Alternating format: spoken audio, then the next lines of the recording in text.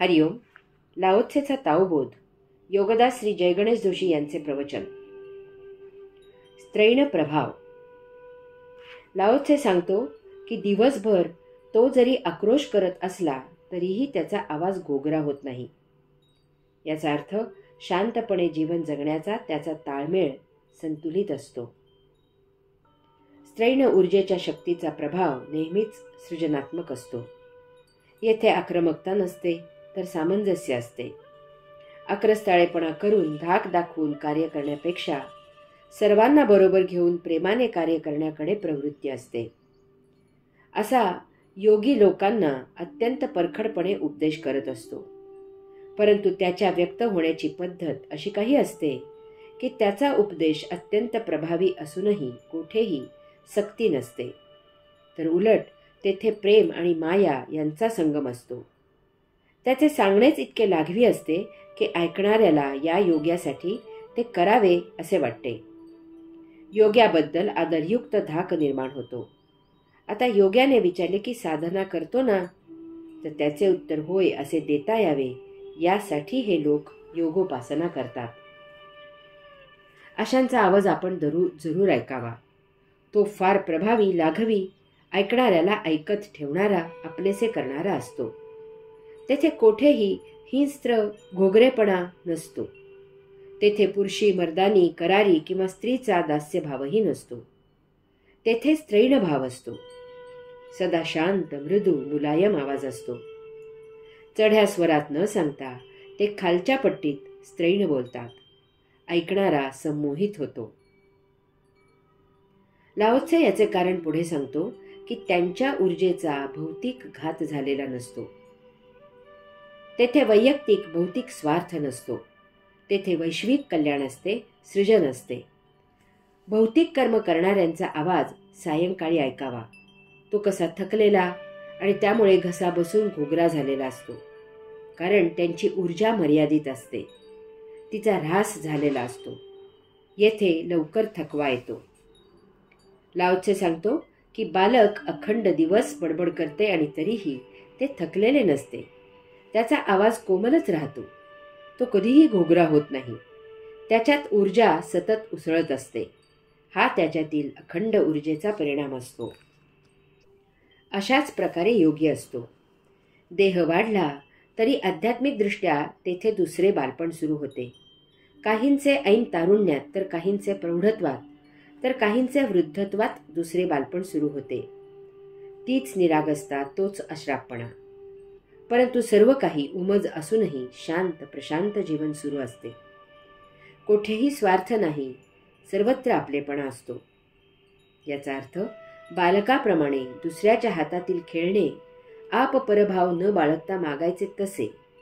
इतरांच्या वस्तू योगी आपपरभाव न ठेवता मागतो असा घेऊ नये, तर तो तेथे सर्वांचे कल्याण इच्छितो. सर्वांना सर्व काही मिळावे अशी सदिच्छा व्यक्त करतो. त्याला सर्वत्र प्रभूचेच दर्शन होत असते. कुठेही दुजा भाव नसतो की भेद नसतो. बालकाप्रमाणे तो सर्व बाबतीत निरागस असतो.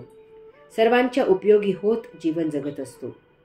लाओत्सेच्या मताप्रमाणे त्याची ऊर्जा भौतिक व्यवहारात वाया जात नाही.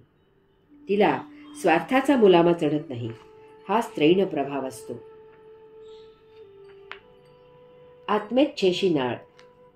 लाओत्से सांगतो की शांतपणे जीवन जगण्याचा ताळमेळ असणे म्हणजे आत्मेच्छेशी नाळ जुळून येणे आहे. आत्मेच्छेशी नाळ जुळून येणे म्हणजे जीवनाबद्दल दर्दी असणे आहे. देहातील 7% पेशी ह्या लिंगभेदामुळे असतात.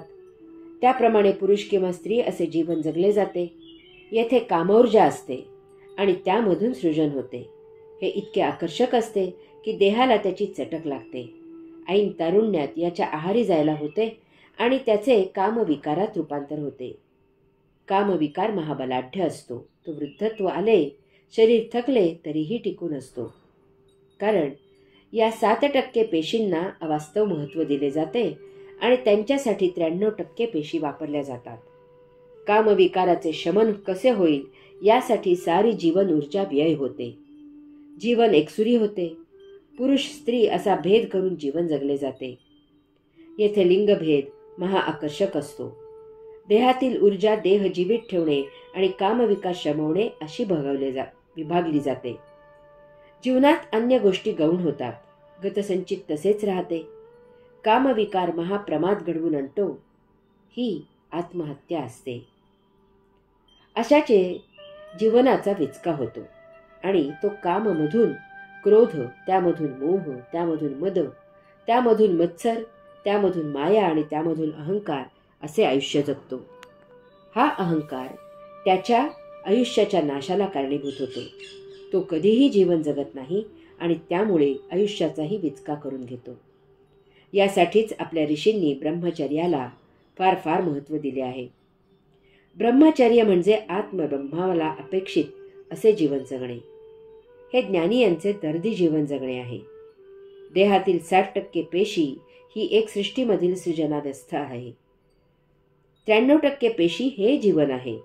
या 7% पेशी 93% पेशींजवळ जेव्हा जुळवून त्यांच्या प्रभावाने जीवन जगतात तेव्हा ते जीवन परिपूर्ण होते.